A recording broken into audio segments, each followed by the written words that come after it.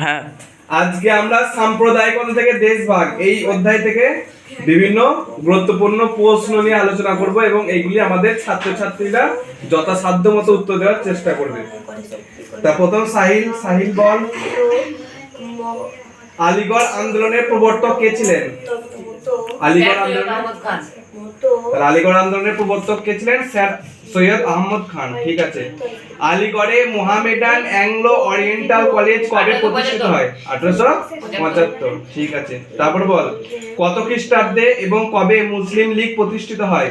কত খ্রিস্টাব্দে এবং কবে? 6 খ্রিস্টাব্দে ঢাকায়। ঢাকায়।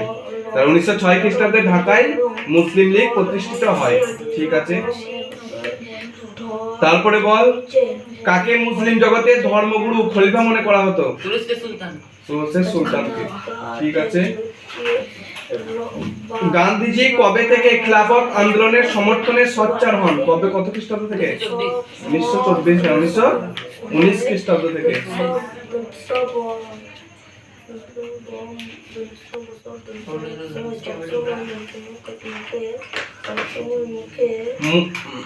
তারপরে এর বল, যাদের ছায়া প্রকাশনী আছে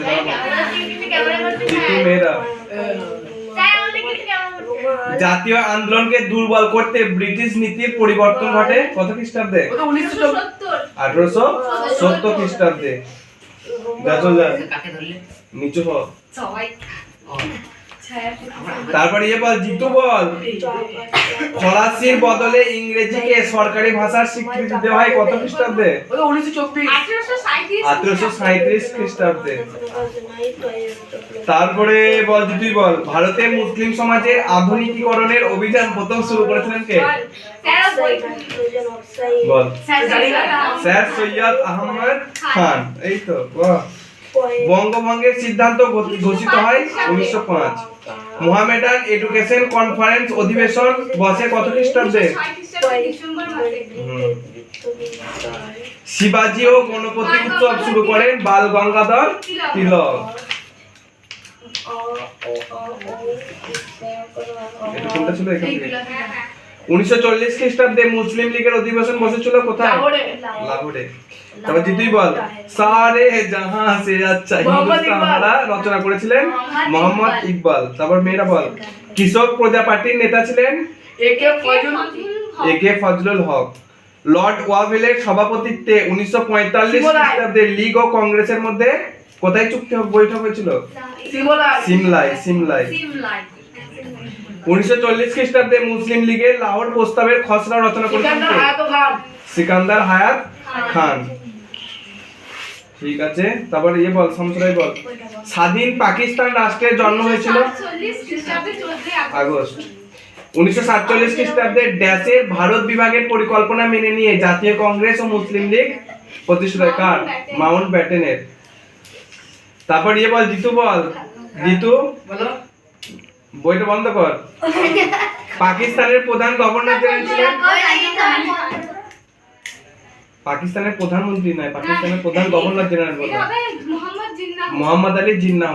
গভর্নর জেনারেল। পাকিস্তানের প্রথম প্রধানমন্ত্রী ছিলেন লিয়াকত আলী খান। প্রথম প্রধানমন্ত্রী লিয়াকত আলী খান। বল এবার বল, আফতাব বল, কোথায় ছিল স্যার? এর আগে এমসিকিউ। হ্যাঁ, এর আগে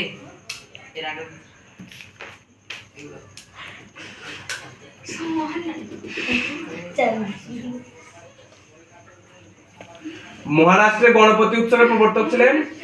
হ্যাঁ, মহারাষ্ট্রে গণপতি উৎসবের প্রবর্তক এই তো স্যার সৈয়দ আহমদ খান। গণপতি উৎসবের প্রবর্তক গণপতি বাল গঙ্গাধর তিলক। গান্ধীজি খিলাফত আন্দোলনের সমর্থনে সোচ্চার হয়ে উঠেছিল কত খ্রিস্টাব্দে?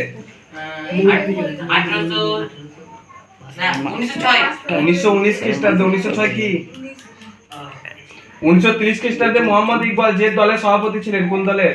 জাতীয় কংগ্রেস। না পড়ে তুই বলছিস কেন যে পড়া হয়ে গেছে? 1930 মুসলিম লীগের। প্রিয়া বল, প্রিয়া, 1940 খ্রিস্টাব্দে মুসলিম লীগের লাহোর অধিবেশনের সভাপতিত্ব কে করেন?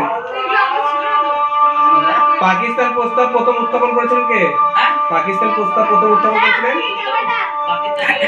ওই দিয়ে পুরো না ক্যামেরাটা বন্ধ কর।